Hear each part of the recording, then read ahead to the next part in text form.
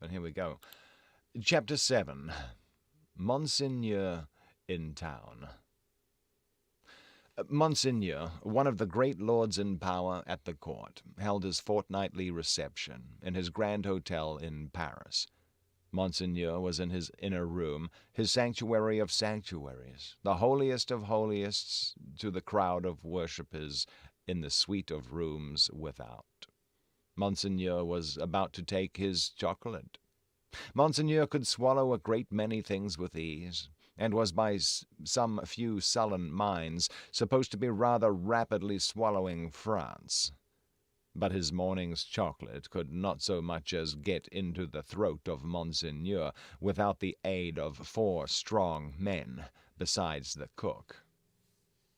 Yes, it took 4 men, all 4 ablaze with gorgeous decoration, and the chief of them unable to exist with fewer than 2 gold watches in his pocket, emulative of the noble and chaste fashion set by Monseigneur to conduct the happy chocolate to Monseigneur's lips. One lackey carried the chocolate pot into the sacred presence. A second milled and frothed the chocolate with the little instrument he bore for that function. A third presented the favored napkin. A fourth, he of the 2 gold watches, poured the chocolate out. It was impossible for Monseigneur to dispense with one of these attendants on the chocolate, and hold his high place under the admiring heavens. Deep would have been the blot upon his escutcheon, if his chocolate had been ignobly waited on by only 3 men. He must have died of 2. Good morning, Rose. Good to see you. Good to see you. Good morning. Good morning. Man, okay, so this Monseigneur, I'm not exactly sure who Monseigneur is, but man, he's one snooty noble, that's for sure. Monseigneur had been out at a little supper last night where the comedy and the grand opera were charmingly represented. Monseigneur was out at a little supper most nights, with fascinating company. So polite and so impressible was Monseigneur that the comedy and the grand opera had far more influence with him in the tiresome articles of state affairs and state secrets than the needs of all France. A happy circumstance for France, as the like always is for all countries similarly favored. Always was for England, by way of example, in the regretted days of the merry Stuart who sold it. Monseigneur had one truly noble idea of general public business, which was to let everything go on in its own way. Of particular public business, Monseigneur had the other truly noble idea that it must all go his way, tend to his own power and pocket. Of his pleasures, general and particular, Monseigneur had the other truly noble idea that the world was made for them.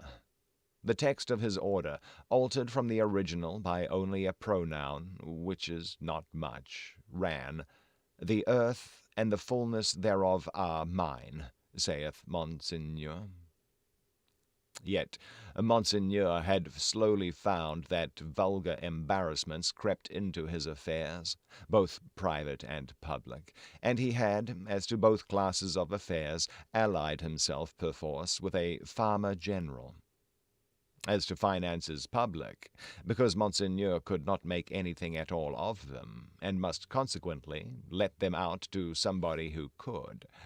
As to finances private, because farmer-generals were rich, and Monseigneur, after generations of great luxury and expense, was growing poor. Hence Monseigneur had taken his sister from a convent, while there was yet time to ward off the impending veil, the cheapest garment she could wear, and had bestowed her as a prize upon a very rich farmer-general, poor in family.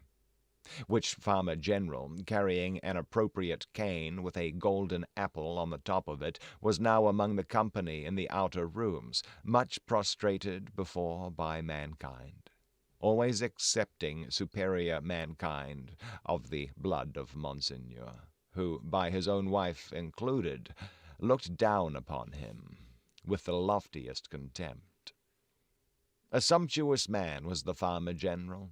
30 horses stood in his stables, 24 male domestics sat in his halls, 6 body women waited on his wife.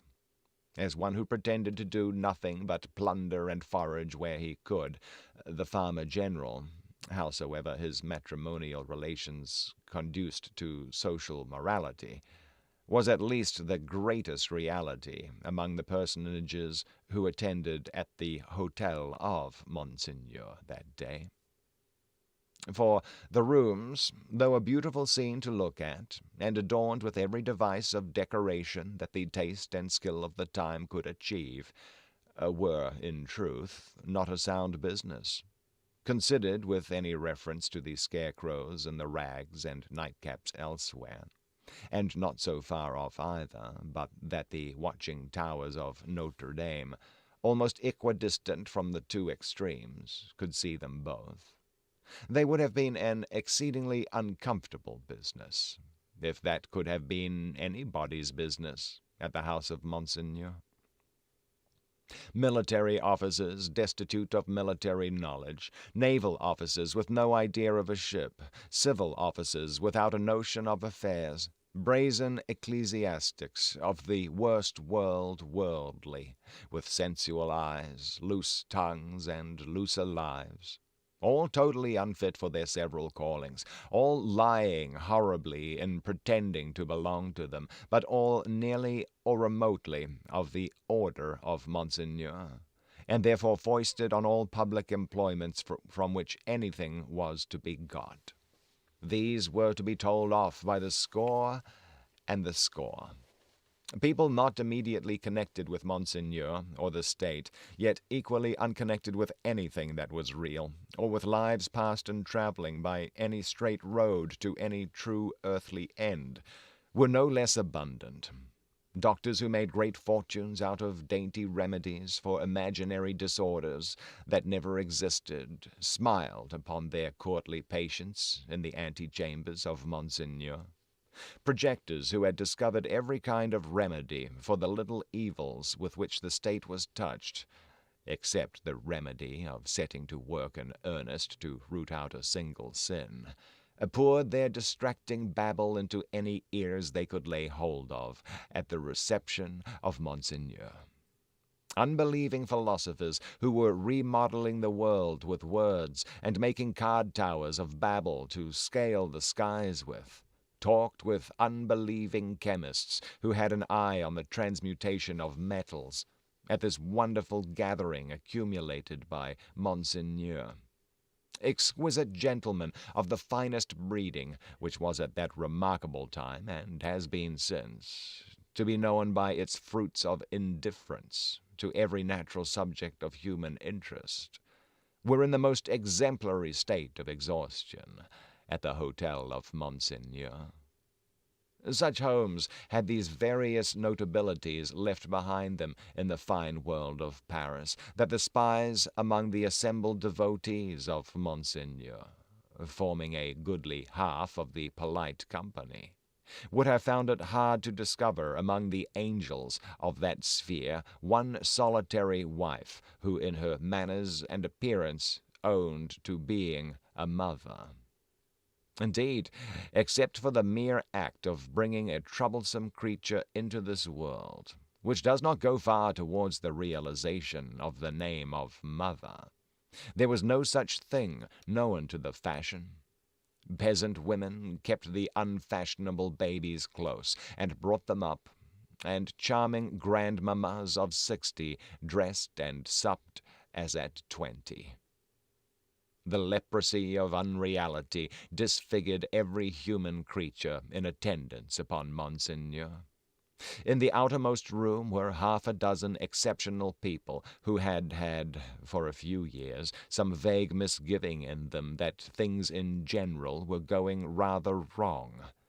As a promising way of setting them right, half of the 6 had become members of a fantastic sect of convolutionists, and were even then considering within themselves whether they should foam, rage, roar, and turn cataleptic on the spot, thereby setting up a highly intelligible finger-post to the future for Monseigneur's guidance. Besides these dervishes were other three who had rushed into another sect, which mended matters with a jargon about the center of truth, holding that man had got out of the center of truth, which did not need much demonstration, but had not got out of the circumference, and that he was to be kept from flying out of the circumference, and was even to be shoved back into the center by fasting and seeing of spirits. Among these, accordingly, much discoursing with spirits went on, and it did a world of good, which never became manifest. But the comfort was that all the company at the Grand Hotel of Monseigneur were perfectly dressed. If the day of judgment had only been ascertained to be a dress day, everybody there would have been eternally correct. Such frizzling and powdering and sticking up of hair, such delicate complexions artificially preserved and mended, such gallant swords to look at, and such delicate honor to the sense of smell, would surely keep anything going for ever and ever. The exquisite gentlemen of the finest breeding wore little pendant trinkets that chinked as they languidly moved. These golden fetters rang like precious little bells, and what with that ringing, and with the rustle of silk and brocade and fine linen, there was a flutter in the air that fanned Saint Antoine and his devouring hunger far away. Dress was the one unfailing talisman and charm used for keeping all things in their places. Everybody was dressed for a fancy ball that was never to leave off. From the palace of the Tuileries, through Monseigneur and the whole court, through the chambers, the tribunals of justice, and all society, except the scarecrows, the fancy ball descended to the common executioner, who, in pursuance of the charm, was required to officiate frizzled, powdered, in a gold-laced coat, pumps, and white silk stockings. At the gallows and the wheel, the axe was a rarity. Monsieur Paris, as it was the episcopal mode among his brother professors of the provinces, Monsieur Orleans, and the rest, to call him, presided in this dainty dress, and who, among the company at Monseigneur's reception in that 1780th year of our Lord, could possibly doubt that a system rooted in a frizzled hangman, powdered, gold-laced, pumped, and white silk-stockinged, would see the very stars out. Monseigneur, having eased his 4 men of their burdens and taken his chocolate, caused the doors of the holiest of holiests to be thrown open, and issued forth. Then what submission, what cringing and fawning, what servility, what abject humiliation!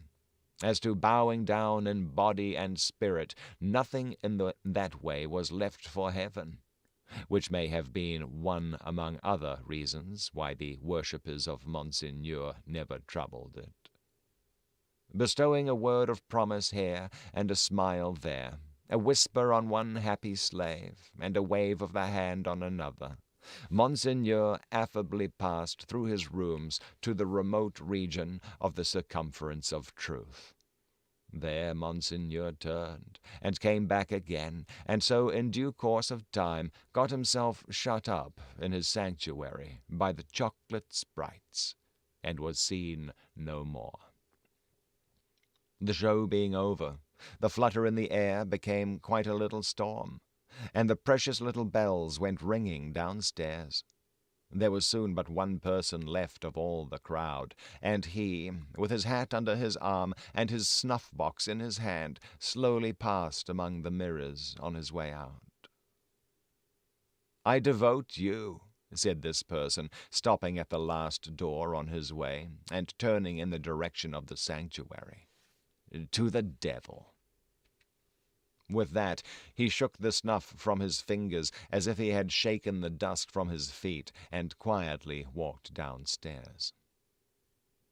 He was a man of about 60, handsomely dressed, haughty in manner, and with a face like a fine mask. A face of a transparent paleness, every feature in it clearly defined, one set expression on it. The nose, beautifully formed otherwise, was very slightly pinched at the top of each nostril. In these two compressions, or dints, the only little change that the face ever showed resided. They persisted in changing color sometimes, and they would be occasionally dilated and contracted by something like a faint pulsation. Then they gave a look of treachery and cruelty to the whole countenance. Examined with attention, its capacity of helping such a look was to be found in the line of the mouth and the lines of the orbits of the eyes, being much too horizontal and thin. Still, in the effect of the face made, it was a handsome face, and a remarkable one. Man, this Charles Dickens is not impressed with France. Its owner went downstairs into the courtyard, got into his carriage, and drove away. Not many people had talked with him at the reception. He had stood in a little space apart, and Monseigneur might have been warmer in his manner.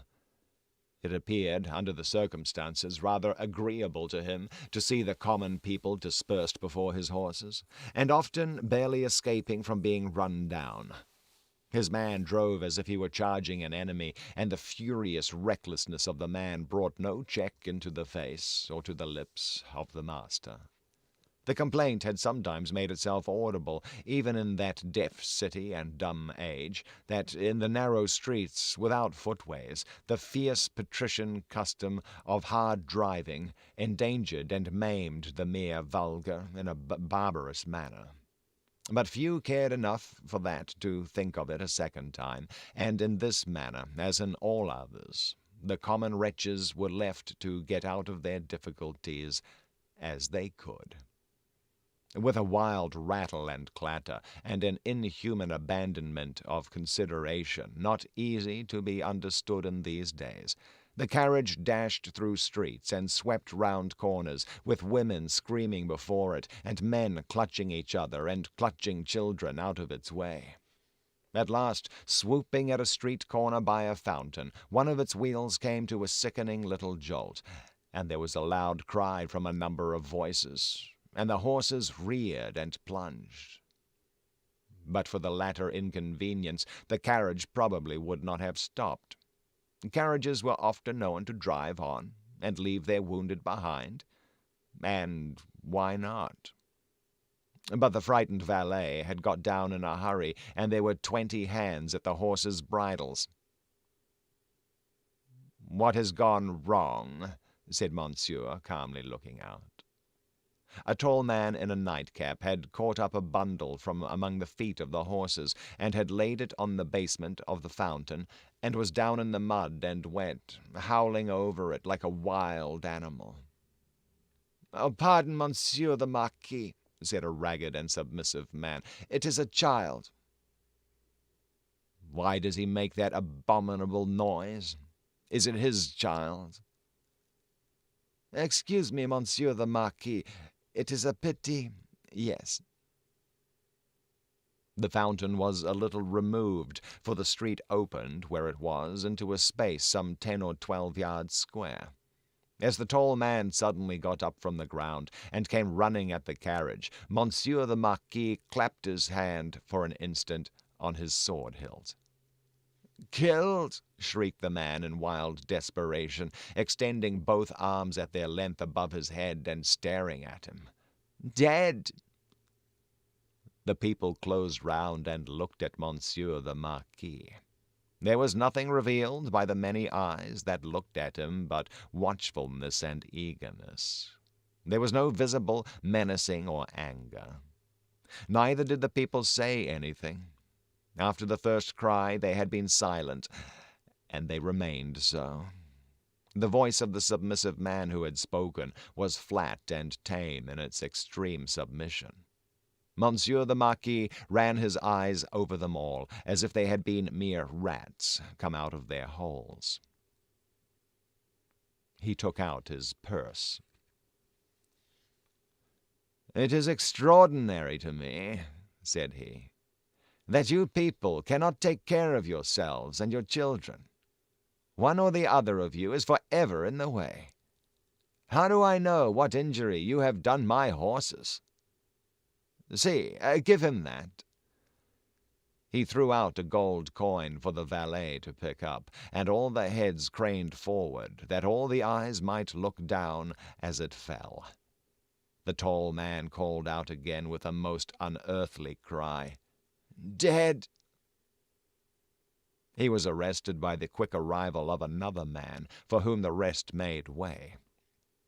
On seeing him, the miserable creature fell upon his shoulder, sobbing and crying, and pointing to the fountain, where some women were stooping over the motionless bundle, and moving gently about it. They were as silent, however, as the men. "I know all," said the last comer. "Be a brave man, my Gaspard. It is better for the poor little plaything to die so than to live. It has died in a moment, without pain. Could it have lived an hour as happily?" "You are a philosopher, you there," said the Marquis, smiling. "How do they call you?" "They call me Defarge." "Of what trade?" "Monsieur the Marquis, vendor of wine." Okay, yeah, so this Defarge, this is the one who was looking after Dr. Manette when he first got out of jail at the top, on the 5th floor of that little house there. He's a friend of Mr. Laurie's. "Pick up that, philosopher and vendor of wine," said the Marquis, throwing him another gold coin, "and spend it as you will. The horses there, are they right?" Without deigning to look at the assemblage a second time, Monsieur the Marquis leaned back in his seat, and was just being driven away with the air of a gentleman who had accidentally broke some common thing and had paid for it, and could afford to pay for it, when his ease was suddenly disturbed by a coin flying into his carriage and ringing on its floor. "Hold!" said Monsieur the Marquis. "Hold the horses! Who threw that?" He looked at the spot where Defarge the vendor of wine had stood a moment before. But the wretched father was grovelling on his face on the pavement in that spot, and the figure that stood beside him was the figure of a dark, stout woman, knitting. "You dogs," said the Marquis, but smoothly, and with an unchanged front, except as to the spots on his nose. "I would ride over any of you very willingly, and exterminate you from the earth. If I knew which rascal threw at the carriage, and if that brigand were sufficiently near it, he should be crushed under the wheels." So cowed was their condition, and so long and hard their experience of what such a man could do to them, within the law and beyond it, that not a voice or a hand or even an eye was raised. Among the men, not one. But the woman who stood knitting looked up steadily, and looked the Marquis in the face. It was not for his dignity to notice it. His contemptuous eyes passed over her, and over all the other rats, and he leaned back in his seat again, and gave the word, "Go on." "Is that the car guy? What's going on?" He was driven on, and other carriages came whirling by in quick succession. The minister, the state projector, the farmer general, the doctor, the lawyer, the ecclesiastic, the grand opera, the comedy, the whole fancy ball in a bright continuous flow came whirling by. The rats had crept out of their holes to look on, and they remained looking on for hours. soldiers and police often passing between them and the spectacle, and making a barrier behind which they slunk and through which they peeped. The father had long ago taken up his bundle and bidden himself away with it, when the women who had tended the bundle, while it lay at the base of the fountain, sat there watching the running of the water and the rolling of the fancy ball. When the one woman who had stood conspicuous, knitting, still knitted on with the steadfastness of fate. The water of the fountain ran, the swift river ran, the day ran into evening. So much life in the city ran into death, according to rule. Time and tide waited for no man. The rats were sleeping close together in their dark holes again. The fancy ball was lighted up at supper. All things ran their course. Man, this guy sounds like a total jerk. Man. Alrighty. Chapter 8. Monseigneur in the country. Let's have a little sip of water here.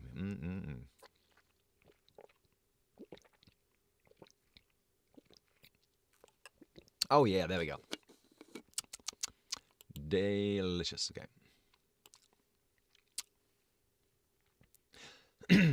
A beautiful landscape, with the corn bright in it, but not abundant. Patches of poor rye where corn should have been. Patches of poor peas and beans. Patches of most coarse vegetable substitutes for wheat. On inanimate nature, as on the men and women who cultivated it, a prevalent tendency towards an appearance of vegetating unwillingly, a dejected disposition to give up and wither away. Monsieur the Marquis, in his travelling carriage, which might have been lighter, conducted by 4 post-horses and 2 postilions, fagged up a steep hill. A blush on the countenance of Monsieur the Marquis was no impeachment of his high breeding. It was not from within. It was occasioned by an external circumstance beyond his control, the setting sun. The sunset struck so brilliantly into the travelling carriage when it gained the hilltop that its occupant was steeped in crimson. "It will die out," said Monsieur the Marquis, glancing at his hands. "Directly."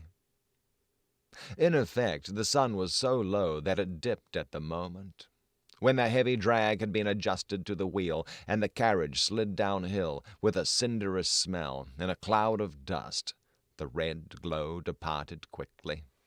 The sun and the Marquis going down together. There was no glow left when the drag was taken off.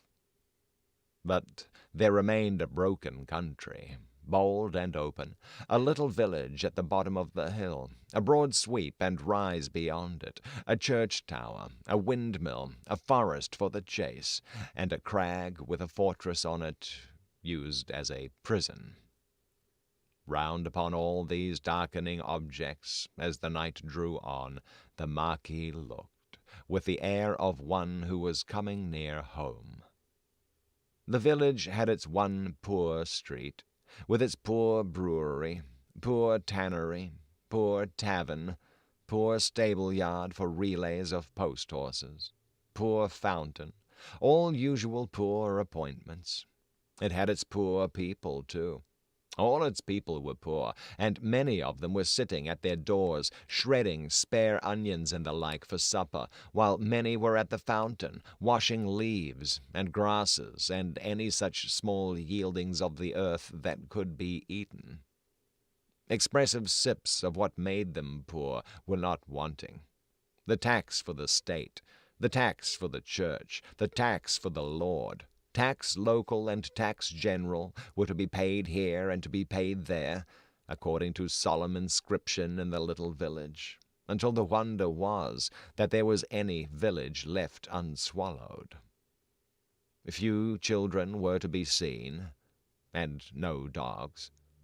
As to the men and women, their choice on earth was stated in the prospect, life on the lowest terms that could sustain it, down in the little village under the mill, or captivity and death in the dominant prison on the crag. Heralded by a courier in advance, and by the cracking of his postilions' whips, which twined snake-like about their heads in the evening air, as if he came attended by the Furies, Monsieur the Marquis drew up in his travelling carriage at the posting-house gate. It was hard by the fountain, and the peasants suspended their operations to look at him. He looked at them, and saw in them, without knowing it, the slow, sure filing down of misery-worn face and figure, that was to make the meagerness of Frenchmen an English superstition, which should survive the truth through the best part of 100 years. Monsieur the Marquis cast his eyes over the submissive faces that drooped before him, as the like of himself had drooped before Monseigneur of the court. Only the difference was that these faces drooped merely to suffer, and not to propitiate, when a grizzled mender of the roads joined the group. "Bring me hither that fellow," said the Marquis to the courier. The fellow was brought, cap in hand, and the other fellows closed round to look and listen, in the manner of the people at the Paris fountain. "I passed you on the road." "Oh, Monseigneur, it's true, I had the honor of being passed on the road." "Coming up the hill, and at the top of the hill, both." "Oh, Monseigneur, it's true." "What did you look at so fixedly?" "Oh, Monseigneur, I looked at the man." He stooped a little, and with his tattered blue cap pointed under the carriage. All his fellows stooped to look under the carriage. "Oh, what man, pig? And why look there?" "Oh, pardon, monsieur. He swung by the chain of the shoe, the drag." "Who?" demanded the traveller. "Monseigneur, the man." "May the devil carry away these idiots. How do you call the man? You know all the men of this part of the country. Who was he?" "Oh, your clemency, monsieur, he was not of this part of the country. Of all the days of my life I never saw him." "Swinging by the chain, to be suffocated?" "Well, with your gracious permission, that was the wonder of it, monsieur, his head hanging over like this." He turned himself sideways to the carriage and leaned back, with his face thrown up to the sky and his head hanging down, then recovered himself, fumbled with his cap, and made a bow. "What was he like?" "Oh, monsieur, he was whiter than the miller, all covered with dust, white as a spectre, tall as a spectre." The picture produced an immense sensation in the little crowd, but all eyes, without comparing notes with other eyes, looked at Monsieur the Marquis, perhaps to observe whether he had any spectre on his conscience. "Truly, you did well," said the Marquis, felicitously sensible that such vermin were not to ruffle him, "to see a thief accompanying my carriage and not open that great mouth of yours. Bah! Put him aside, Monsieur Gabelle."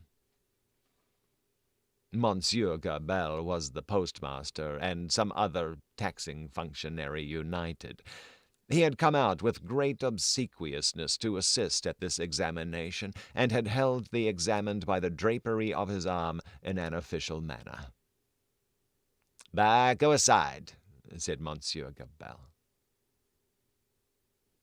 "Lay hands on this stranger if he seeks to lodge in your village tonight, and be sure that his business is honest, Gabelle." "Monsieur, I'm flattered to devote myself to your orders." Did he run away, fellow? Where is that accursed? The accursed was already under the carriage with some half-dozen particular friends, pointing out the chain with his blue cap. Some half-dozen other particular friends promptly hauled him out and presented him, breathless, to Monsieur the Marquis. Did the man run away, dolt, when we stopped for the drag? Oh, monsieur, he precipitated himself over the hillside, head first, as a person plunges into the river. See to it, Gabelle. Go on. The half-dozen who were peering at the chain were still among the wheels, like sheep. The wheels turned so suddenly that they were lucky to save their skins and bones. They had very little else to save, or they might not have been so fortunate. The burst with which the carriage started out of the village and up the rise beyond was soon checked by the steepness of the hill. Gradually it subsided to a foot pace, swinging and lumbering upward among the many sweet scents of a summer night. The postilions, with 1,000 gossamer gnats circling about them in lieu of the furies, quietly mended the points to the lashes of their whips. The valet walked by the horses. The courier was audible, trotting on ahead into the dun distance. At the steepest point of the hill there was a little burial ground, with a cross and a new large figure of our Saviour on it. It was a poor figure in wood, done by some inexperienced rustic carver, but he had studied the figure from the life, his own life, maybe, for it was dreadfully spare and thin. To this distressful emblem of a great distress that had long been growing worse, and was not at its worst, a woman was kneeling. She turned her head as the carriage came up to her, rose quickly, and presented herself at the carriage door. "Oh, it is you, Monseigneur. Monseigneur, a petition." With an exclamation of impatience, but with his unchangeable face, Monseigneur looked out. "How, then? What is it? Always petitions." Monseigneur, for the love of the great God, my husband, the forester." "What of your husband, the forester? Always the same with you people. He cannot pay something." "Oh, he's paid all, Monseigneur. He is dead." "Well, he's quiet. Can I restore him to you?" "Alas, no, monsieur, but he lies yonder under a little heap of poor grass." "Well?" "Monseigneur, there are so many little heaps of poor grass." Again, "Well?" She looked an old woman, but was young. Her manner was one of passionate grief. By turns she clasped her veinous and knotted hands together with wild energy, and laid one of them on the carriage door, tenderly, caressingly, as if it had been a human breast, and could expect to feel the appealing touch. Good morning, Psycho. Good morning. How you doing? Good morning. "Monseigneur, hear me. Monseigneur, hear my petition. My husband died of want. So many die of want. So many more will die of want." Again, "Well, can I feed them?" "Monseigneur, the good God knows, but I don't ask it. My petition is that a morsel of stone or wood, with my husband's name, may be placed over him to show where he lies. Otherwise the place will be quickly forgotten. It will never be found when I am dead of the same malady. I shall be laid under some other heap of poor grass. Monseigneur, there are so many. They increase so fast. There is so much want. Monseigneur, Monseigneur." The valet had put her away from the door. The carriage had broken into a brisk trot. The postilions had quickened the pace. She was left far behind.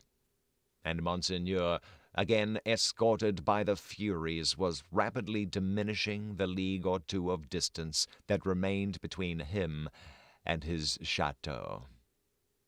The sweet scents of the summer night rose all around him, and rose as the rain falls impartially on the dusty, ragged, and toil-worn group at the fountain not far away, to whom the mender of roads, with the aid of the blue cap, without which he was nothing, still enlarged upon his man like a spectre, as long as they could bear it. By degrees, as they could bear no more, they dropped off one by one, and lights twinkled in little casements, which lights, as the casements darkened and more stars came out, seemed to have shot up into the sky, instead of having been extinguished. The shadow of a large high-roofed house and of many overhanging trees was upon Monsieur the Marquis by that time, and the shadow was exchanged for the light of a flambeau as his carriage stopped, and the great door of his chateau was opened to him. "Monsieur Charles, whom I expect, is he arrived from England?" "Oh, Monseigneur, not yet." Which Charles is he waiting on? I'm just going to check my wiki notes here real fast. That was Charles. We've already met him. Copy. Who is it?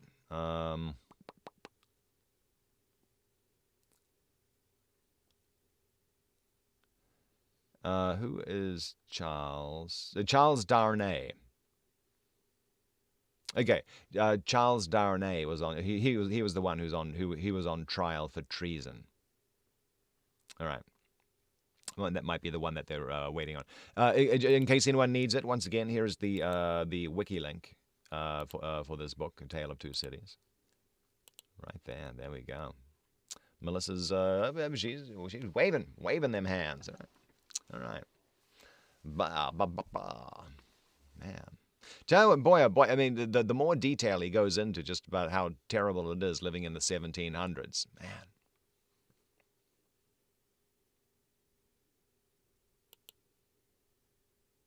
Well, they were talking about people like washing leaves and grass at the fountains to eat for dinner. Man. Oh, boy. Okay, little sip of water, and then we'll go get into another chapter here. Man.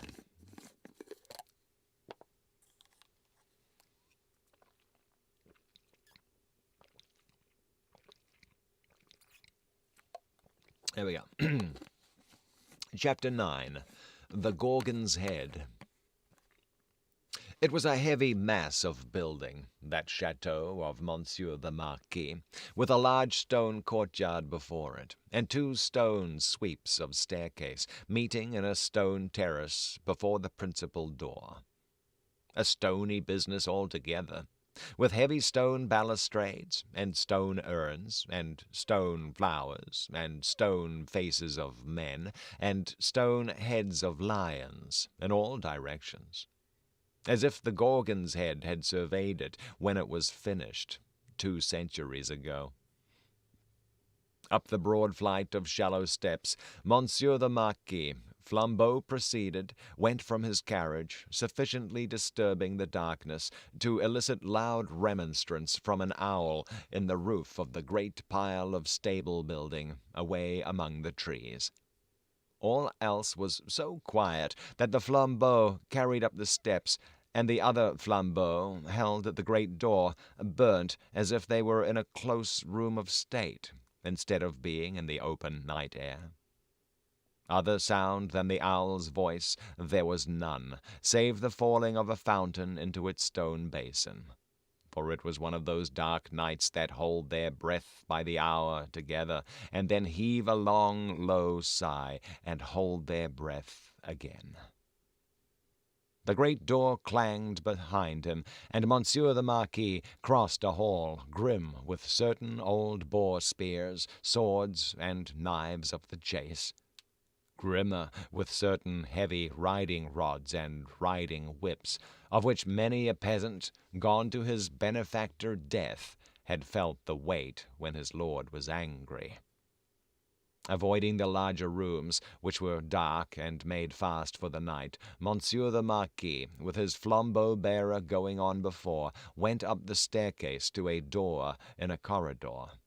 This thrown open admitted him to his own private apartment of 3 rooms, his bedchamber and 2 others. High-vaulted rooms with cool, uncarpeted floors, great dogs upon the hearths for the burnings of wood in winter-time, and all luxuries befitting the state of a marquis in a luxurious age and country. The fashion of the last Louis but one, of the line that the fashion of the the fashion of the last Louis but one, of the line that was never to break, the 14th Louis, was conspicuous in their rich furniture. But it was diversified by many objects that were illustrations of old pages in the history of France. A supper table was laid for 2, in the 3rd of the rooms, a round room in one of the chateau's 4 extinguisher-topped towers, a small lofty room with its window wide open and the wooden jalousie blinds closed, so that the dark night only showed in slight horizontal lines of black, alternating with their broad lines of stone color. "My nephew," said the Marquis, glancing at the supper preparation. "They said he was not arrived." Nor was he. But he had been expected with Monseigneur. "It's not probable he will arrive tonight. Nevertheless—" Oh, this is still him.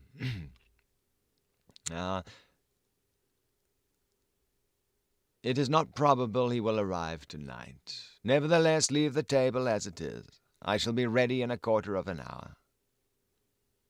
In a quarter of an hour, Monseigneur was ready and sat down alone to his sumptuous and choice supper. His chair was opposite to the window, and he had taken his soup and was raising his glass of Bordeaux to his lips when he put it down. "What is that?" he calmly asked, looking with attention at the horizontal lines of black and stone color.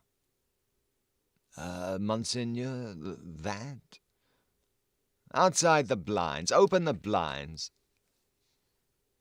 It was done. "Well?" "Monseigneur, it is nothing. The trees and the night are all that are here." The servant who spoke had thrown the blinds wide, had looked out into the vacant darkness, and stood with that blank behind him, looking round for instructions. "Good," said the imperturbable master. "Close them again." That was done too, and the Marquis went on with his supper. He was halfway through it when he again stopped with his glass in his hand, hearing the sound of wheels. It came on briskly and came up to the front of the chateau. "Ask who has arrived." It was the nephew of Monseigneur. He had been some few leagues behind Monseigneur early in the afternoon. He had diminished the distance rapidly, but not so rapidly as to come up with Monseigneur on the road. He had heard of Monseigneur at the posting-houses as being before him. He was to be told, said Monseigneur, that supper awaited him then and there, and that he was prayed to come to it. In a little while he came. He had been known in England as Charles Darnay. Monseigneur received him in a courtly manner, but they did not shake hands. "You left Paris yesterday, sir," he said to Monseigneur as he took his seat at table. "Yesterday. And you?" "I come direct." "From London?" "Yes." "You've been a long time coming," said the Marquis with a smile. "On the contrary, I come direct." "Pardon me, I mean not a long time on the journey. A long time intending the journey." "I have been detained by The nephew stopped a moment in his answer. Various business. Oh, without doubt, said the polished uncle. So long as the servant was present, no other words passed between them. When coffee had been served, and they were alone together, the nephew, looking at the uncle, and meeting the eyes of the face that was like a fine mask, opened a conversation. I have come back, sir, as you anticipate, pursuing the object that took me away. It carried me into great and unexpected peril, but it is a sacred object, and if it carried me to death, I hope it would have sustained me. Not to death, said the uncle. It's not necessary to say to death. I doubt, sir, returned the nephew, whether if it had carried me to the utmost brink of death, you would have cared to stop me there. The deepened marks in the nose, and the lengthening of the fine straight lines in the cruel face, looked ominous as to that. The uncle made a graceful gesture of protest, which was so clearly a slight form of good breeding that it was not reassuring. "Good morning, William. Good morning, good morning." "Indeed, sir," pursued the nephew, "for anything I know, you may have expressly worked to give a more suspicious appearance to the suspicious circumstances that surrounded me." "No, no, no," said the uncle pleasantly. "But however that may be," resumed the nephew, glancing at him with deep distrust, "I know that your diplomacy would stop me by any means, and would know no scruple as to means." "My friend, I told you so," said the uncle, with a fine pulsation in the two marks. "Do me the favor to recall that I told you so long ago." "I recall it." "Thank you," said the Marquise, very sweetly indeed. "Is up there Wesley West? What's shaking? What's shaking? Wesley West and William, both popping on in. Good to see you." His tone lingered in the air, almost like the tone of a musical instrument. "In effect, sir," pursued the nephew, "I believe it to be at once your bad fortune and my good fortune that has kept me out of a prison in France here." "I do not quite understand," returned the uncle, sipping his coffee. "Dare I ask you to explain?" "I believe that if you were not in disgrace with the court, and had not been overshadowed by that cloud for years past, a lettre de cachet would have sent me to some fortress indefinitely." "It is possible," said the uncle with great calmness. "For the honor of the family, I could even resolve to incommode you to that extent. Pray excuse me." "I perceive that, happily for me, the reception of the day before yesterday was, as usual, a cold one," observed the nephew.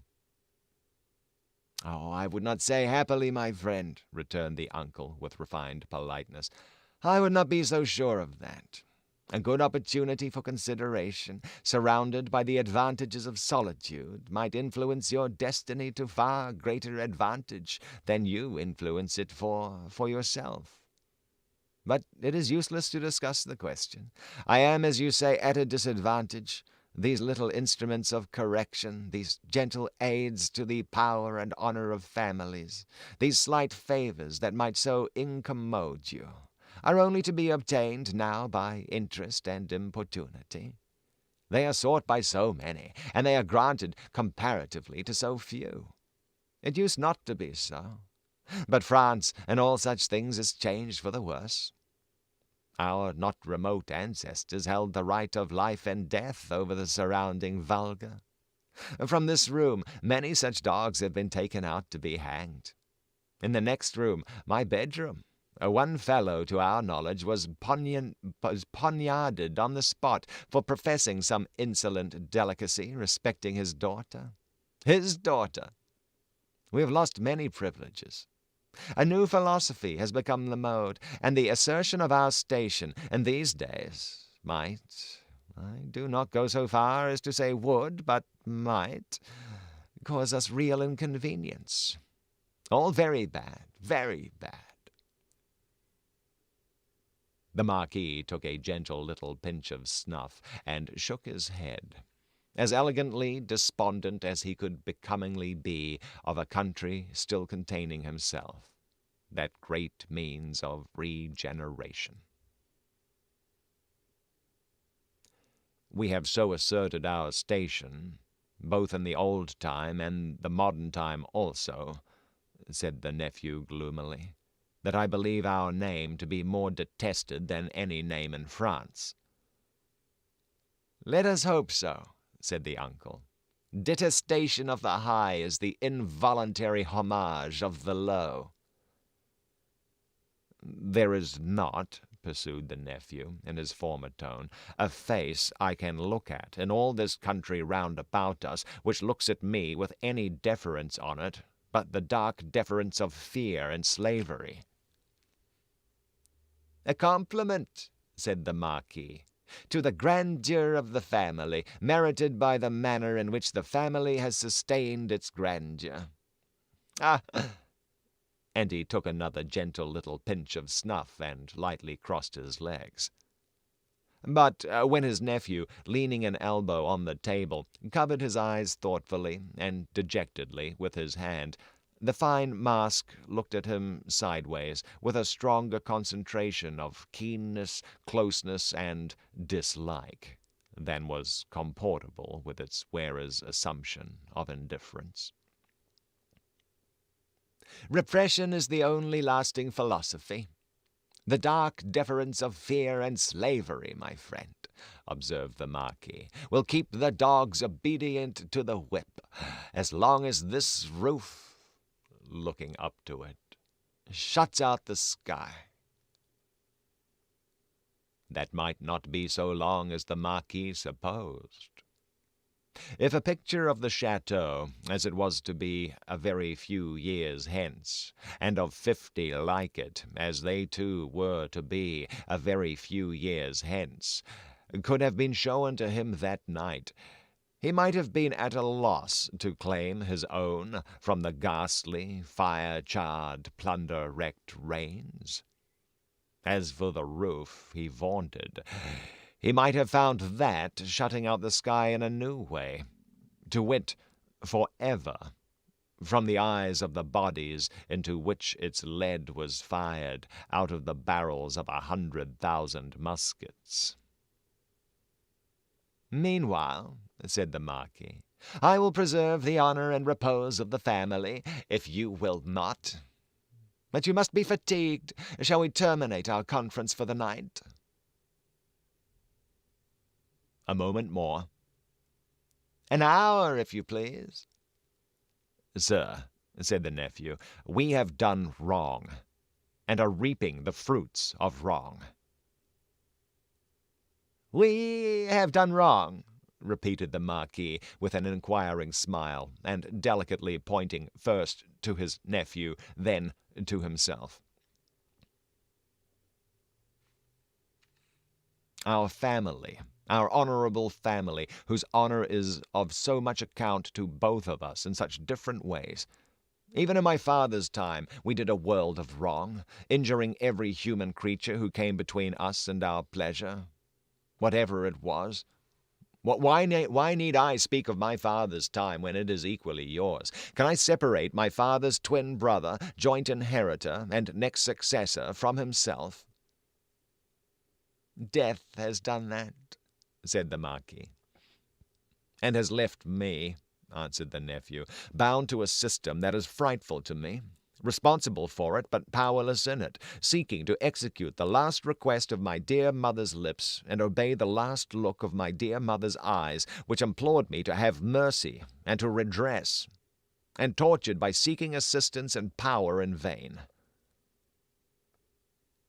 "Seeking them from me, my nephew," said the Marquis, touching him on the breast with his forefinger.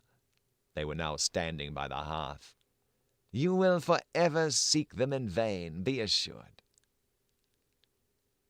Every fine straight line in the clear whiteness of his face was cruelly, craftily, and closely compressed, while he stood looking quietly at his nephew, with his snuff-box in his hand.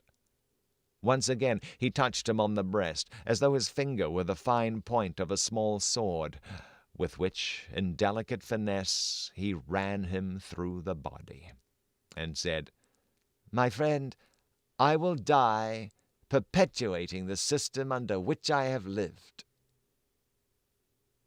When he had said it, he took a culminating pinch of snuff and put his box in his pocket.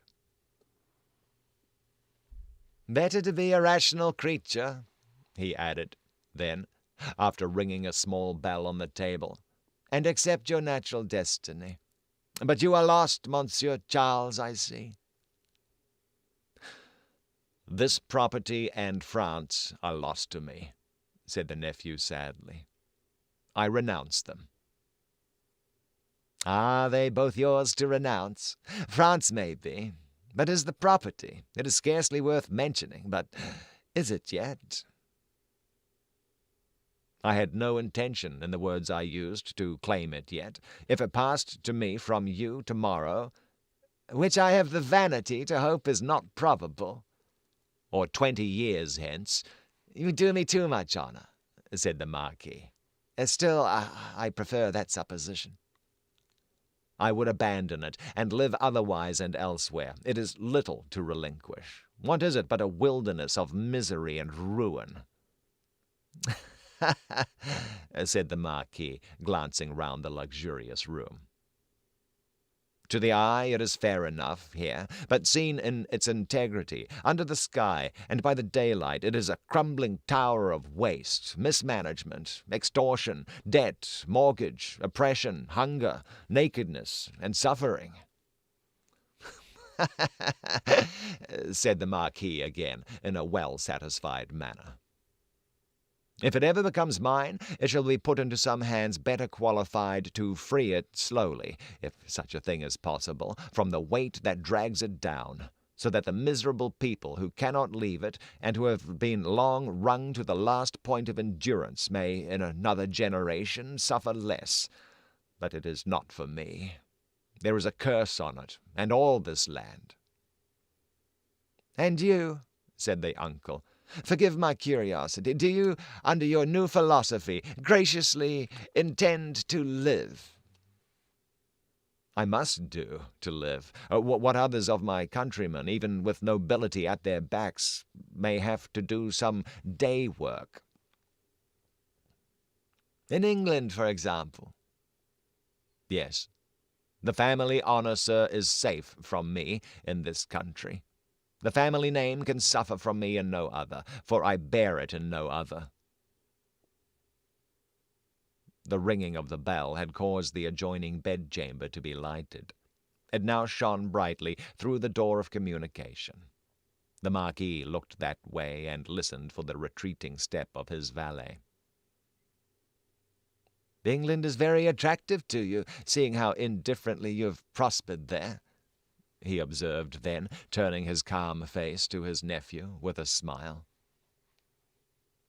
I have already said that for my prospering there I am sensible I may be indebted to you, sir. For the rest, it is my refuge. They say, those boastful English, that it is the refuge of many. You know a compatriot who has found refuge there? A doctor? Yes. With a daughter? Yes. Yes, said the Marquis. You are fatigued. Good night. As he bent his head in his most courtly manner, there was a secrecy in his smiling face, and he conveyed an air of mystery to those words which struck the eyes and ears of his nephew forcibly. At the same time, the thin straight lines of the setting of the eyes, and the thin straight lips, and the markings in the nose, curved with a sarcasm that looked handsomely diabolic. Yes, repeated the Marquis. A doctor with a daughter, yes. So commences the new philosophy. You are fatigued. Good night." It would have been of as much avail to interrogate any stone face outside the chateau as to interrogate that face of his. The nephew looked at him in vain, in passing on to the door. "Good night," said the uncle. "I look to the pleasure of seeing you again in the morning. Good repose. Light monsieur, my nephew, to his chamber there, and burn monsieur, my nephew, in his bed, if you will," he added to himself before he rang his little bell again, and summoned his valet to his own bedroom. The valet come and gone, Monsieur the Marquis walked to and fro in his loose chamber robe to prepare himself gently for sleep, that hot, still night. Rustling about the room, his softly slipped feet making no noise on the floor, he moved like a refined tiger, looked like some enchanted marquis of the impenitently wicked sort in story, whose periodical change into tiger form was either just going off or just coming on. He moved from end to end of his voluptuous bedroom, looking again at the scraps of the day's journey that came unbidden into his mind. The slow toil up the hill at sunset, the setting sun, the descent, the mill, the prison on the crag, the little village in the hollow, the peasants at the fountain, and the mender of roads with his blue cap pointing out the chain under the carriage.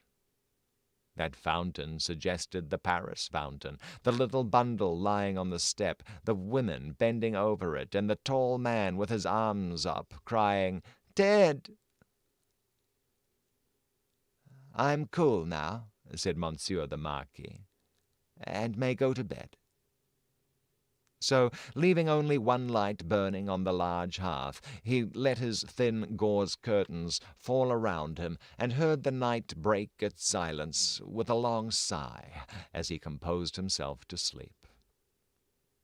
The stone faces on the outer walls stared blindly at the black night for 3 heavy hours.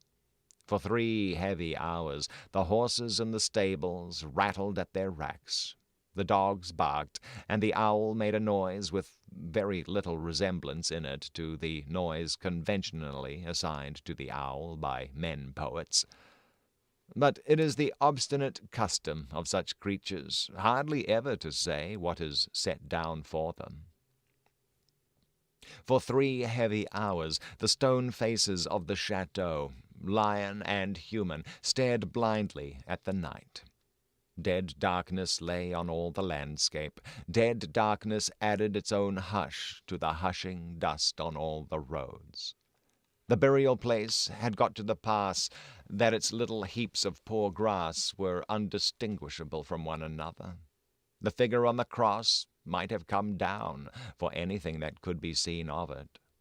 In the village, taxes and taxed were fast asleep, dreaming, perhaps, of banquets, as the starved usually do, and of ease and rest, as the driven slave and the yoked ox may. Its lean inhabitants slept soundly, and were fed and freed. The fountain in the village flowed unseen and unheard, and the fountain at the chateau dropped unseen and unheard, both melting away, like the minutes that were falling from the spring of time, through 3 dark hours. Then the grey water of both began to be ghostly in the light, and the eyes of the stone faces of the chateau were opened. Lighter and lighter, until at last the sun touched the tops of the still trees and poured its radiance over the hill. In the glow, the water of the chateau fountain seemed turned to blood, and the stone faces crimsoned. The carol of the birds was loud and high, and on the weather-beaten sill of the great window of the bedchamber of Monsieur the Marquis, one little bird sang its sweetest song with all its might. At this, the nearest stone face seemed to stare amazed, and with open mouth and dropped under jaw, looked awe-stricken. Now the sun was full up, and movement began in the village. Casement windows opened, crazy doors were unbarred, and people came forth shivering, chilled as yet by the new sweet air. Then began the rarely lightened toil of the day among the village population. Some to the fountain, some to the fields, men and women here to dig and delve, men and women there to see the poor livestock and lead the bony cows out to such pasture as could be found by the roadside. In the church and at the cross, a kneeling figure or two, attendant on the latter prayers, the led cow trying for a breakfast among the weeds at its foot. The chateau awoke later, as became its quality, but awoke gradually and surely. First, the lonely boar spears and knives of the chase had been reddened as of old, then had gleamed trenchant in the morning sunshine. Now doors and windows were thrown open. Horses in their stables looked round over their shoulders at the light and freshness pouring in at doorways. Leaves sparkled and rustled at iron-grated windows. Dogs pulled hard at their chains and reared, impatient to be loosed. All these trivial incidents belonged to the routine of life and the return of morning.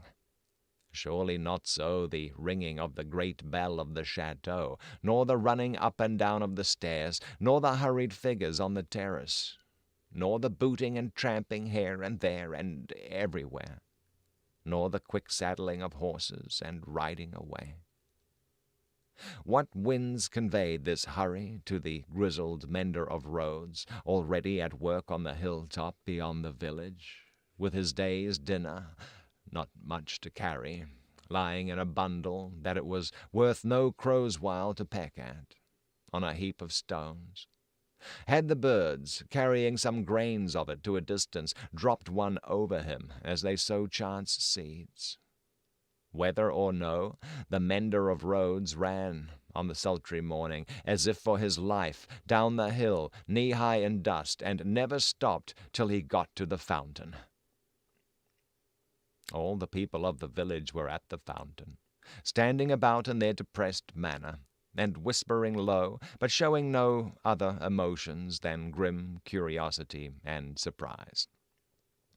The led cows, hastily brought in and tethered to anything that would hold them, were looking stupidly on, or lying down, chewing the cud of nothing particularly repaying their trouble, which they had picked up in their interrupted saunter. Some of the people of the chateau, and some of those of the posting-house, and all of the taxing authorities, were armed more or less, and were crowded on the other side of the little street in a purposeless way that was highly fraught with nothing. Already the mender of roads had penetrated into the midst of a group of 50 particular friends, and was smiting himself in the breast with his blue cap. What did all this portend, and what portended this swift hoisting up of Monsieur Gabelle behind a servant on horseback, and the conveying away of the said Gabelle, double laden though the horse was, at a gallop, like a new version of the German ballad of Leonora? It portended that there was one stone face too many up at the chateau. The Gorgon had surveyed the building again in the night, and had added the one stone face wanting, the stone face for which it had waited through about 200 years.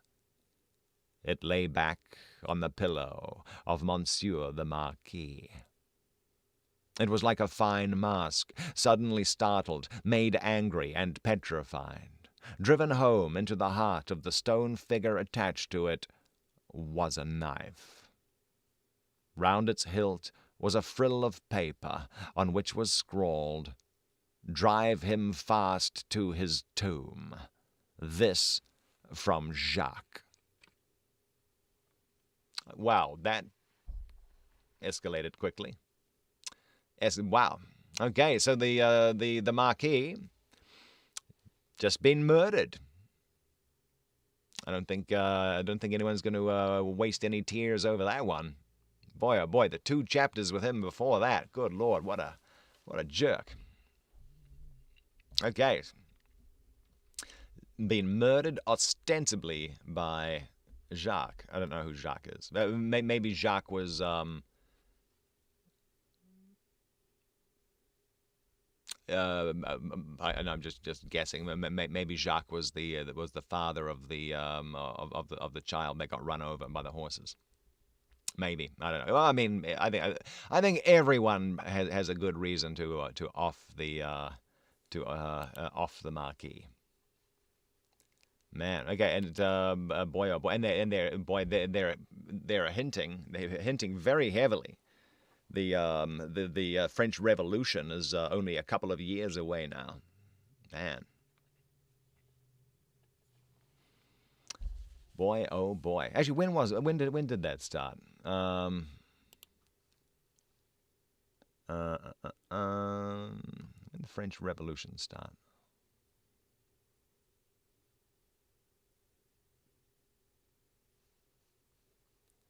Let's look at Wiki. French Revolution. Okay, so this book is actually the time period that it's in right now is 1780. Okay, so okay, the French Revolution was 1789, so it's 9 years in the future. And it went for 10 years, 1789 to 1799. Man. And it ended when, it ended with the rise of Napoleon. Interesting.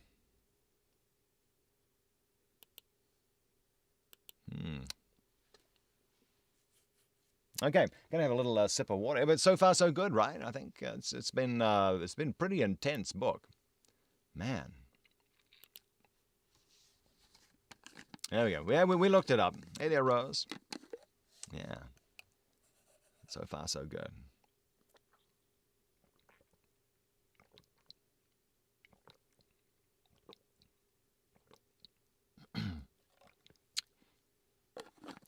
Okay, so Charles Darnay, who we met last Thursday, who's now hanging out with the doctor and his daughter. The one who was on trial for treason, and we went to his trial, and he got off because Mr. Carton looks the same as him, Sidney Carton. So he, Charles Darnay, is the nephew of that Marquis who's just been murdered. And so that was him talking to his uncle that night. What he's doing back in France, I don't know. I mean, yeah, I don't know I don't know. I mean, he was like sentenced to be hung, drawn, and quartered for spying for the French, and now he's back in France under his original name, or whatever the Marquis' family name is. But yeah, boy, I would not, I wouldn't do that. Good Lord, that would just be like fuel for the conspiracy peeps. Yeah, he's gone back to France. He's got more info. Whoever had it in for him, who turned him in? Actually, that was never. I don't think that was addressed. Maybe that's relevant. Maybe not. I don't know.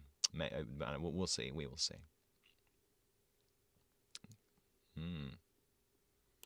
Okay, 11:20. Okay, we still got 40 minutes. We got 40 minutes to go. Yeah, we can easily get through another chapter. Yeah, let's do it. Chapter 10. Two promises. More months to the number of 12. That is what we colloquially refer to as a year. More months to the number of 12 had come and gone, and Mr. Charles Darnay was established in England as a higher teacher of the French language, who was conversant with French literature. In this age he would have been a professor. In that age he was a tutor. He read with young men who could find any leisure and interest for the study of a living tongue spoken all over the world, and he cultivated a taste for its stores of knowledge and fancy. He could write of them, besides, in sound English, and render them into sound English.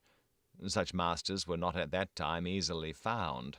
Princes that had been, and kings that were to be, were not yet of the teacher class, and no ruined nobility had dropped out of Tellson's ledgers to turn cooks and carpenters.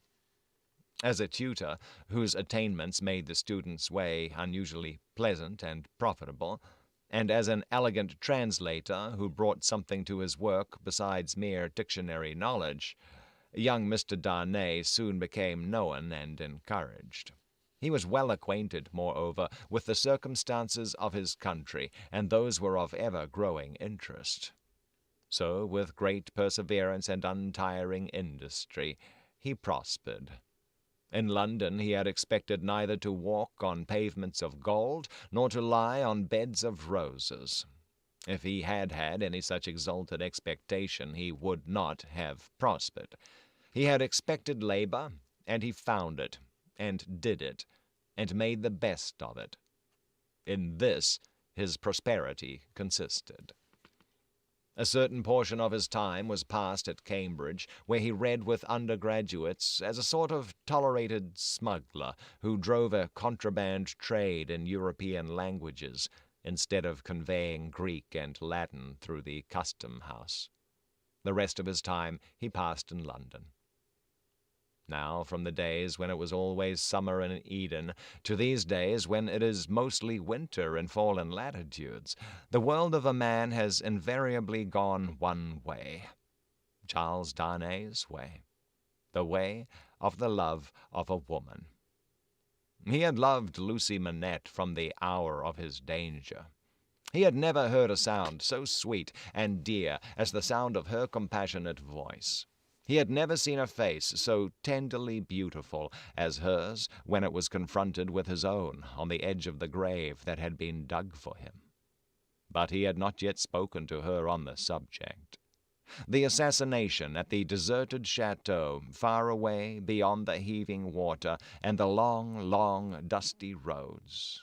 The solid stone chateau, which had itself become the mere mist of a dream, had been done a year, and he had never yet, by so much as a single spoken word, disclosed to her the state of his heart. That he had his reasons for this, he knew full well. It was again a summer day when, lately arrived in London from his college occupation, he turned into a quiet corner in Soho, bent on seeking an opportunity of opening his mind to Dr. Manette. It was the close of the summer day, and he knew Lucie to be out with Miss Pross. He found the doctor reading in his armchair at a window. The energy which had at once supported him under his old sufferings and aggravated their sharpness had been gradually restored to him. He was now a very energetic man indeed, with great firmness of purpose, strength of resolution, and vigor of action. In his recovered energy he was sometimes a little fitful and sudden, as he had been at first in the exercise of his other recovered faculties. But this had never been frequently observable, and had grown more and more rare. He studied much, slept little, sustained a great deal of fatigue with ease, and was equably cheerful. To him now entered Charles Darnay, at sight of whom he laid aside his book and held out his hand. "Charles Darnay, I rejoice to see you. We've been counting on your return these 3 or 4 days past. Mr. Stryver and Sidney Carton were both here yesterday, and both made you out to be more than due." "I am obliged to them for their interest in the matter," he answered, a little coldly as to them, though very warmly to the doctor. "Miss Manette?" "Is well," said the doctor, as he stopped short, "and your return will delight us all. She's gone out on some household matters, but will soon be home." Dr. Manette, I knew she was from home. I took the opportunity of her being from home to beg to speak to you." There was a blank silence. "Yes," said the doctor with evident constraint. Bring your chair here and speak on." He complied as to the chair, but appeared to find the speaking on less easy. "I have had the happiness, Dr. Manette, of being so intimate here," so he at length began, "for some year and a half, that I hope the topic on which I am about to touch may not—" He was stayed by the doctor's putting out his hand to stop him. When he had kept it so a little while, he said, drawing it back, "Is Lucie the topic?" "She is." "It is hard for me to speak of her at any time. It's very hard for me to hear her spoken of in that tone of yours, Charles Darnay." "It is a tone of fervent admiration, true homage, and deep love, Dr. Manette," he said deferentially. There was another blank silence before her father rejoined, "I believe it. I do you justice. I believe it." His constraint was so manifest, and it was so manifest, too, that it originated in an unwillingness to approach the subject, that Charles Darnay hesitated. "Shall I go on, sir?" Another blank. "Yes, go on." "You anticipate what I would say, though you cannot know how earnestly I say it, how earnestly I feel it, without knowing my secret heart and the hopes and fears and anxieties with which it has long been laden. Dear Dr. Manette, I love your daughter fondly, dearly, disinterestedly, devotedly. If ever there were love in the world, I love her. You have loved yourself. Let your old love speak for me." The doctor sat with his face turned away, and his eyes bent on the ground. At the last words he stretched out his hand again, hurriedly, and cried, "Not that, sir. Let that be. I adjure you, do not recall that." His cry was so like a cry of actual pain that it rang in Charles Darnay's ears long after he had ceased. He motioned with the hand he had extended, and it seemed to be an appeal to Darnay to pause. The latter so received it, and remained silent. "I ask your pardon," said the doctor in a subdued tone after some moments. "I do not doubt your loving Lucie. You may be satisfied of it." He turned towards him in his chair, but did not look at him or raise his eyes. His chin dropped upon his hand, and his white hair overshadowed his face. "Have you spoken to Lucie?" "No." "Nor written?" "Never." "It would be ungenerous to affect not to know that your self-denial is to be referred to your consideration for her father. Her father thanks you." He offered his hand, but his eyes did not go with it. "I know," said Darnay respectfully. "How can I fail to know, Dr. Manette, I who have seen you together from day to day, that between you and Miss Manette there is an affection so unusual, so touching, so belonging to the circumstances in which it has been nurtured, that it can have few parallels, even in the tenderness between a father and a child. I know, Dr. Manette, how can I fail to know, that mingled with the affection and duty of a daughter who has become a woman, there is in her heart towards you all the love and reliance of infancy itself.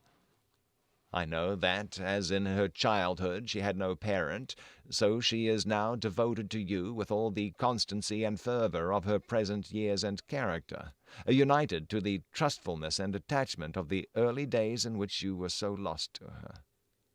I know perfectly well that if you had been restored to her from the world beyond this life, you could hardly be invested, in her sight, with a more sacred character than that in which you are always with her. I know that when she is clinging to you, the hands of baby, girl, and woman, all in one, are round your neck. I know that in loving you she sees and loves her mother at her own age, sees and loves you at my age, loves her mother broken-hearted, loves you through your dreadful trial and in your blessed restoration. I have known this night and day since I have known you in your home." Her father sat silent, with his face bent down. His breathing was a little quickened, but he repressed all other signs of agitation. "Dear Dr. Manette, always knowing this, always seeing her and you with this hallowed light about you, I have forborne, and forborne as long as it was in the nature of man to do it. I have felt, and do even now feel, that to bring my love, even mine, between you, is to touch your history with something not quite so good as itself. But I love her. Heaven is my witness that I love her." "I believe it," answered her father mournfully. "I have thought so before now. I believe it." "But do not believe," said Darnay, upon whose ear the mournful voice struck with a reproachful sound, "that if my fortune were so cast as that, being one day so happy as to make her my wife, I must at any time put any separation between her and you, I could or would breathe a word of what I now say. Besides that I should know it to be hopeless, I should know it to be a baseness. If I had any such possibility, even at a remote distance of years, harbored in my thoughts and hidden in my heart, if it ever had been there, if it ever could be there, I could not now touch this honored hand." He laid his own upon it as he spoke. "No, dear Dr. Manette, like you, a voluntary exile from France, like you, driven from it by its distractions, oppressions, and miseries, like you, striving to live away from it by my own exertions and trusting in a happier future, I look only to sharing your fortunes, sharing your life and home, and being faithful to you to the death. Not to divide with Lucie her privilege as your child, companion, and friend, but to come in aid of it and bind her closer to you, if such a thing can be." His touch still lingered on her father's hand. Answering the touch for a moment, but not coldly, her father rested his hands upon the arms of his chair and looked up for the first time since the beginning of the conference. A struggle was evidently in his face, a struggle with that occasional look which had a tendency in it to dark doubt and dread. "You speak so feelingly and so manfully, Charles Darnay, that I thank you with all my heart, and will open all my heart, or nearly so. Have you any reason to believe that Lucie loves you?" "None. As yet, none." "Is it the immediate object of this confidence that you may at once ascertain that, with my knowledge?" "Not even so. I might not have the hopefulness to do it for weeks. I might, mistaken or not mistaken, have that hopefulness tomorrow." "Do you seek any guidance from me?" "I ask none, sir, but I have thought it possible that you might have it in your power, if you should deem it right to give me some." "Do you seek any promise from me?" "I do seek that." "What is it?" "I well understand that without you I could have no hope. I well understand that even if Miss Manette held me at this moment in her innocent heart, Do not think I have the presumption to assume so much. I could retain no place in it against her love for her father. If that be so, do you see what, on the other hand, is involved in it? I understand equally well that a word from her father in any suitor's favor would outweigh herself and all the world. For which reason, Dr. Manette, said Darnay, modestly but firmly, I would not ask that word to save my life. I'm sure of it. Charles Darnay, mysteries arise out of close love as well as out of wide division. In the former case they are subtle and delicate and difficult to penetrate. My daughter Lucie is, in this one respect, such a mystery to me. I can make no guess at the state of her heart. May I ask, sir, if you think she is—" As he hesitated, her father supplied the rest. "Is sought by any other suitor?" "It is what I meant to say." Her father considered a little before he answered. You have seen Mr. Carton here yourself. Mr. Stryver is here occasionally, too. If it be at all, it can only be one of these." "Or both," said Darnay. "I had not thought of both. I should not think either likely. You want a promise from me. Tell me what it is." "It is that if Miss Manette should bring to you at any time, on her own part, such a confidence as I have ventured to lay before you, you will bear testimony to what I have said, and to your belief in it. I hope you may be able to think so well of me as to urge no influence against me. I say nothing more of my stake in this. This is what I ask. The condition on which I ask it, and which you have an undoubted right to require, I will observe immediately." "I give the promise," said the doctor, "without any condition. I believe your object to be purely and truthfully as you have stated it. I believe your intention is to perpetuate and not to weaken the ties between me and my other and far dearer self. If she should ever tell me that you are essential to her perfect happiness, I will give her to you. If there were, Charles Darnay, if there were—" The young man had taken his hand gratefully. Their hands were joined as the doctor spoke.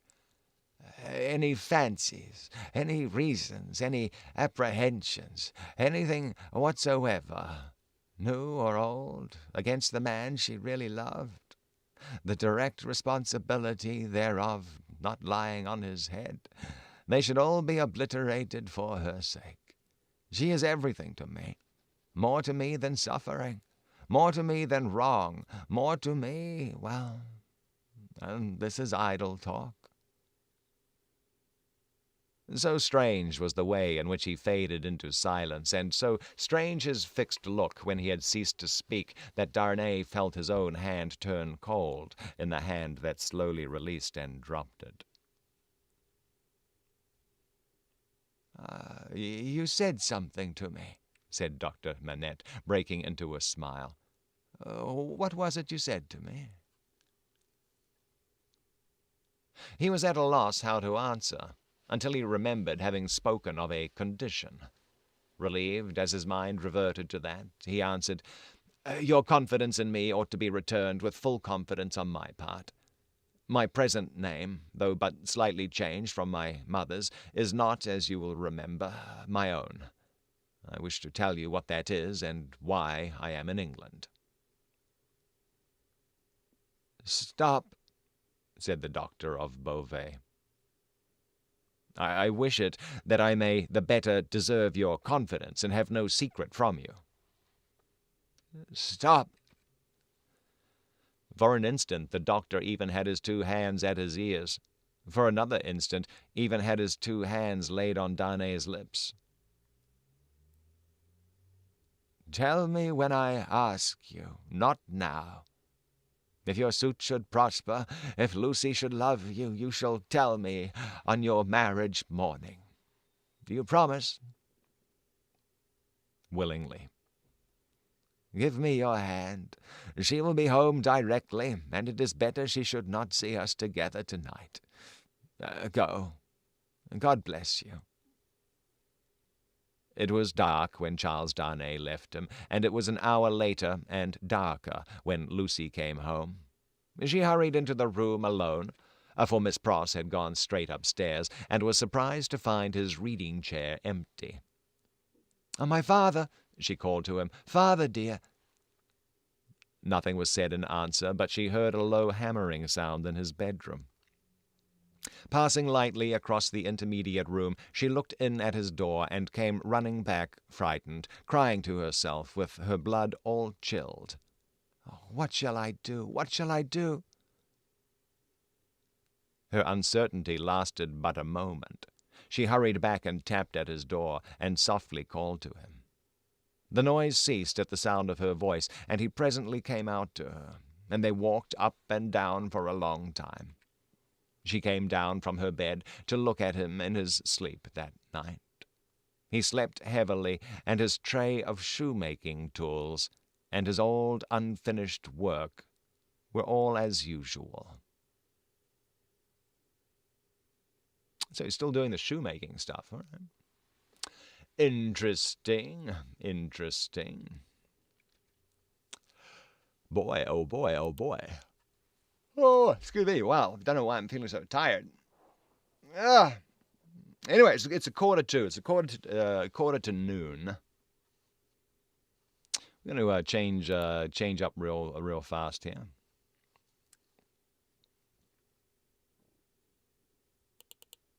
Get a little something extra in. Those are all the poems. These are the tales.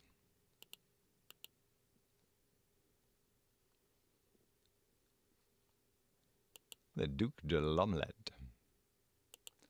1, 2, 3, 4, 5, 6, 7, 8, 9, 10, 11, 12. Oh, okay, yeah, there's a bunch of French in that one. Yeah, let's not do that one. The Assignation. 1, 2, 3, 4, 5, 6, 7, 8, 9, 10, 11, 12, 13, 14, 15. Okay, it's too long. Too long. King Pest, how long is that? 1, 2, 3, 4, 5, 6, 7, 8, 9, 10, 11, 12, 13, 14, 15, 16, 17, 18, 19, 20. Okay, too long. Lionizing. 1, 2, 3, 4, 5, 6, 7, 8, 9, 10, 11, 12, 13, 14, 15, 16, 16. We can do that.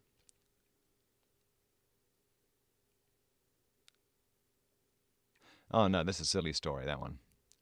It is quite silly. A predicament. 1, 2, 3, 4, 5, 6, 7, 8, 9, 10, 11, 12, 13, 14, 15, 16, 17, 18, 19, 20. 1, 2, 3, no. Ligia. 1, 2, 3, 4, 5, 6, 7, 8, 9, 10, 11, 12, 13, 14, 15, 16, 17, 18, 19, 20. 1, 2, 3, 4, 5. Nope. Silence. 1, 2, 3, 4, 5, 6, 7, 8, 9, 10, 11, 12. Yeah, we'll do that one. Silence. A fable. Silence. A fable. All right. We're going to give this one a crack. A little bit of Edgar Allan Poe. I think I've read this one before, maybe. It is. Here we go. Yeah, so yeah, we still got like 10 minutes to go. So here we go. Silence. A fable. Don't know what that means. Can't even say that.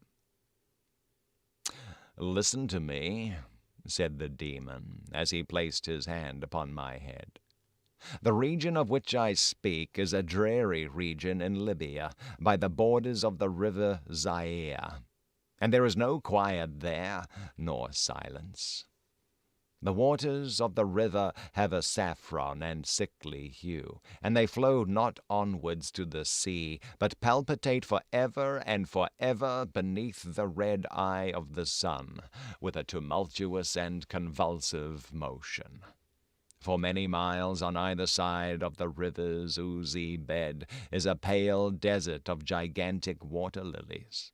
They sigh one unto the other in that solitude, and stretch towards the heaven their long and ghastly necks, and nod to and fro their everlasting heads. And there is an indistinct murmur which cometh out from among them like the rushing of subterrene water, and they sigh one unto the other. But there is a boundary to their realm, the boundary of the dark, horrible, lofty forest. There, like the waves about the Hebrides, the low underwood is agitated continually. But there is no wind throughout the heaven, and the tall primeval trees rock eternally hither and thither with a crashing and mighty sound. And from their high summits, one by one, drop everlasting dews. And at the roots, strange poisonous flowers lie writhing in perturbed slumber. And overhead, with a rustling and loud noise, the grey clouds rush westwardly forever, until they roll, a cataract, over the fiery wall of the horizon. But there is no wind throughout the heaven, and by the shores of the river Zaire there is neither quiet nor silence. It was night, and the rain fell, and falling it was rain, but having fallen it was blood.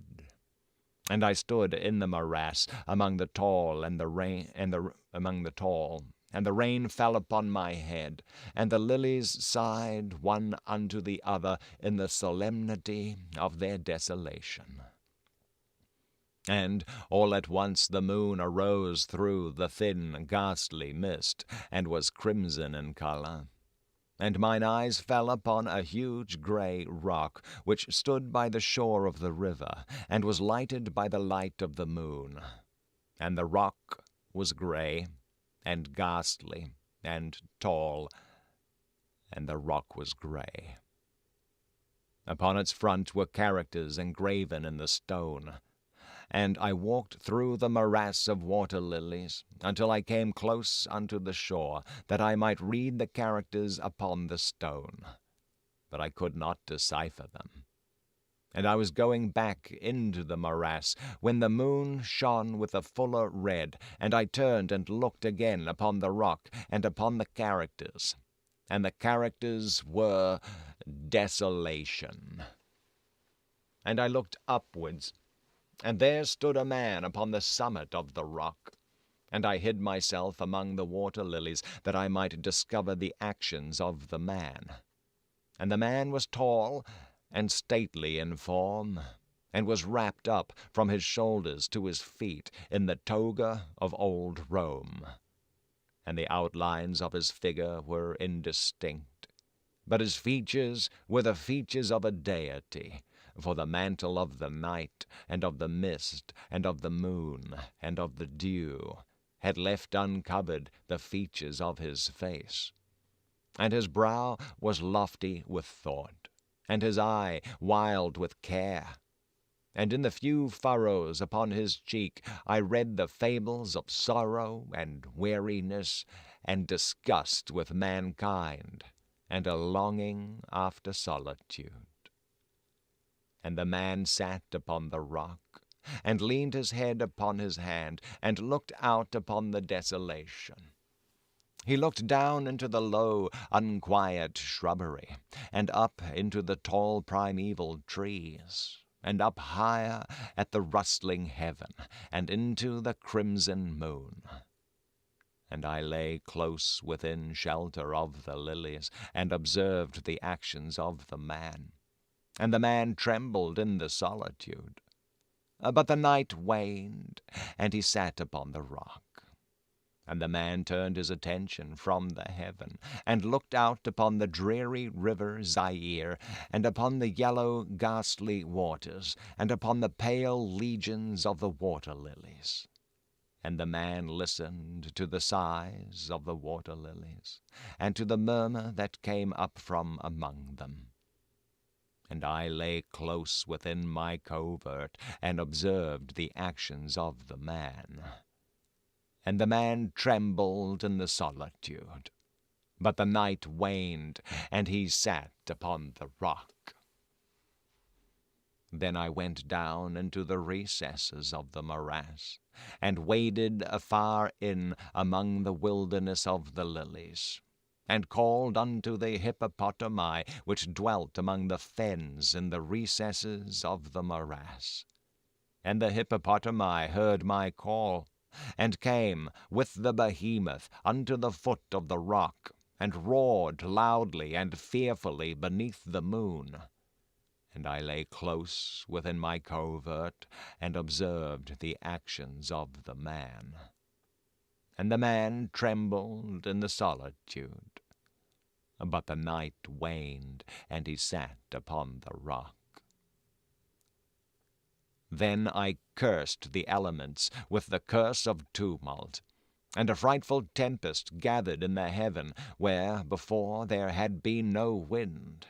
And the heaven became livid with the violence of the tempest, and the rain beat upon the head of the man, and the floods of the river came down, and the river was tormented into foam, and the water lilies shrieked within their beds, and the forest crumbled before the wind, and the thunder rolled, and the lightning fell, and the rock rocked to its foundation. And I lay close within my covert, and observed the actions of the man. And the man trembled in his solitude. But the night waned, and he sat upon the rock. Then I grew angry, and cursed with the curse of silence the river, and the lilies, and the wind, and the forest, and the heaven, and the thunder, and the sighs of the water lilies. And they became accursed, and were still. And the moon ceased to totter up its pathway to heaven, and the thunder died away, and the lightning did not flash, and the clouds hung motionless, and the waters sunk to their level and remained, and the trees ceased to rock, and the water lilies sighed no more, and the murmur was heard no longer from among them, nor any shadow of sound throughout the vast, illimitable desert. And I looked upon the characters of the rock, and they were changed, and the characters were silence.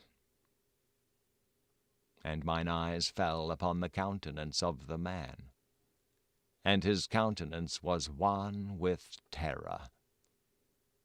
And hurriedly he raised his head from his hand, and stood forth upon the rock, and listened. But there was no voice throughout the vast, illimitable desert, and the characters upon the rock were silence. And the man shuddered, and turned his face away, and fled afar off, in haste, so that I beheld him no more. Now, there are fine tales in the volumes of the Magi, in the iron-bound, melancholy volumes of the Magi. Therein, I say, are glorious histories of the heaven, and of the earth, and of the mighty sea, and of the genii that overruled the sea and the earth and the lofty heaven. There was much lore, too, in the sayings which were said by the Sibyls, and holy, holy things were heard of old by the dim leaves that trembled around Dodona. But as Allah liveth, that fable which the demon told me, as he sat by my side in the shadow of the tomb, I hold to be the most wonderful of all. And as the demon made an end of his story, he fell back within the cavity of the tomb and laughed. And I could not laugh with the demon. And he cursed me because I could not laugh. And the lynx which dwelleth for ever in the tomb came out therefrom, and lay down at the feet of the demon, and looked at him steadily in the face.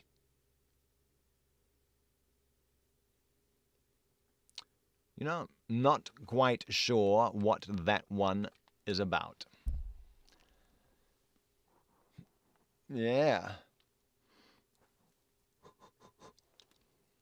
Interesting, right. What was that called? Silence. What was the first one called? It wasn't called Silence before. It was Desolation? Yeah, Desolation was the first one. In the face. That's right. In the face. But that's it. That is it for today. That is all. I hope you enjoyed that book reading. It was book reading in the face. That's right. Yeah, boy. I'm glad. I'm just glad to have you here, Melissa.